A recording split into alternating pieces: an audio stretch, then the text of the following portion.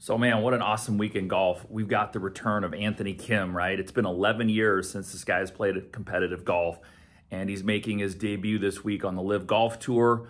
Unfortunately, came in last place, but I'm gonna show you some amazing things that we can pick up from his very powerful golf swing, right? He hits the ball a long ways for having just a small frame and a very small, compact golf swing.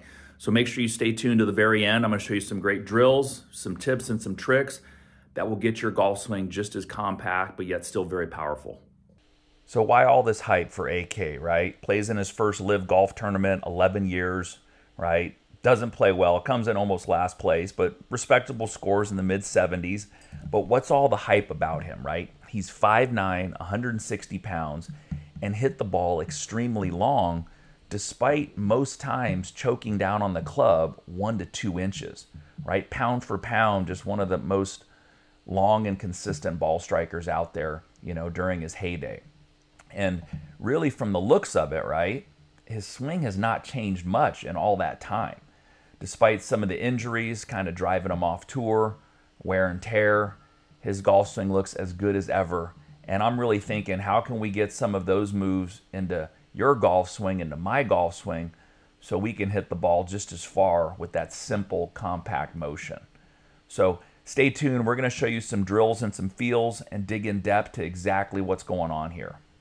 So what is AK able to do to be able to generate that much power from a pretty simple, compact backswing motion, right?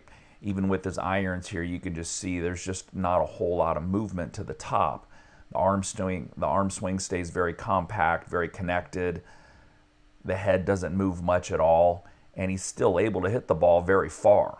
All right. When we look at a lot of the people that we're out there playing with, the people I'm giving lessons to at times, we see a lot of violence. We see a lot of muscling the ball. We also see a lot of gyrations and quick jerky movements.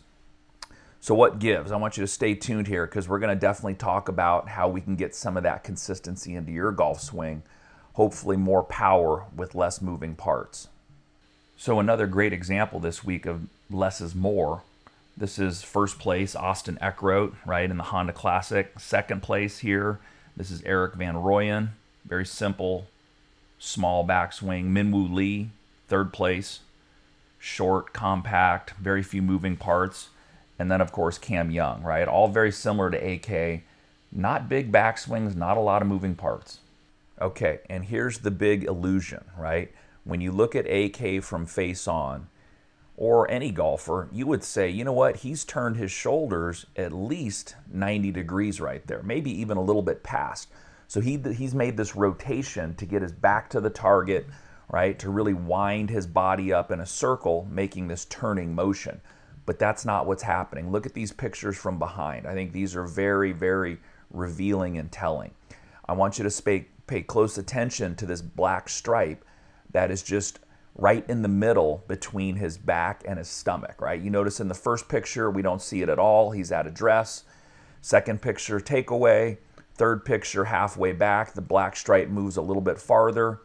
Fourth picture, this is at the top.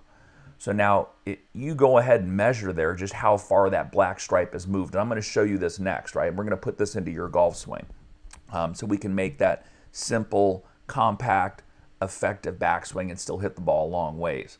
So that's showing us that the actual amount, the amount that his rib cage is actually moving is very little. And that's not what I see most golfers doing. So let's go ahead and show you how we can get that into your golf swing. Hey, it's your coach Zach Allen here. And when it comes to the golf swing, I've seen and tried it all. But nothing is proven as effective as the concept I'm about to share with you now. It is the single most powerful piece of golfing advice I've ever come across. In fact, I would go so far as to call it a magic move. Since I don't have the time in this short video, I've put together a 3-part web class where I teach you exactly how to put it to use in your game. Nothing held back. I call it my Magic Move Training Series, and you can get the entire thing free of charge by clicking the link in the description below. You won't find these videos anywhere else, so go ahead, click the link right now, and I'll send you the first session right away. Okay, let's go ahead and get back to that lesson. Okay, so let's check it out here. I've got that same piece of tape that AK had on his shirt from the footage there, and I want you to just watch from behind first, right? Same exact angle here. I'm gonna put my hands on my rib cage. I want you guys to do the same thing. Notice how my rib cage only moves around 30 to 40 degrees in my backswing. The rest of my backswing is me extending my arms away from my chest as I get to the top. But really, when it comes to just kind of rib cage rotation, a little bit of pelvic rotation, it's not moving very far, and then this is the rest of it. So if you're one of those people out there that we've got the club going really far inside, we're losing our posture. From this view, you're really cranking things back. You're seeing your arm structure really get deep in behind you, whether it be at the top or early on in the backswing. This can really help you. From this face-on view, if I do the same thing, I'm gonna move my pelvis and rib cage around 30 to 40 degrees, right about this much. I feel some load into my trail side. And here's the big thing with these guys. They're stretching the segments, right? Think of my pelvis segment, my core, and then into my rib cage. I'm feeling a stretch even right here. So it's a very active position that I've got. I'm not just turning everything kind of willy-nilly, right? My feet are gripping the ground with the spikes in my shoes. I move my rib cage. I feel a stretch across there. And then when I go to extend my hands and arms out, that's all I need right there. I can kill the ball from there. From this view, what's so great about it, that same movement really helps to keep your arms nice and tidy. So my elbows aren't flaring. They're not getting behind this piece of tape. We're not doing all these things that really make us compensate on the way down. Even with this very small, efficient movement, everything is very stretched and loaded. You could feel it all across the midsection of my body. And as soon as I start down, that club responds. It's a great way to test it out. You know that if you get here, you feel a little strain in your body, your feet are working to grip the ground, and as soon as you initiate, those arms respond and come right with you. That's how they're getting all that power, right? Take a look at some of the winners this week, and AK himself. Hopefully he'll start playing better and making some money on the Live Golf Tour. But even with that, we know he hits the ball a long ways and very straight for having such an efficient golf swing, right? And try to get the same thing into your golf swing. I've got some other videos here if you want to look at other ways to kind of make your golf swing more compact and efficient. I've got a great one right here to check out.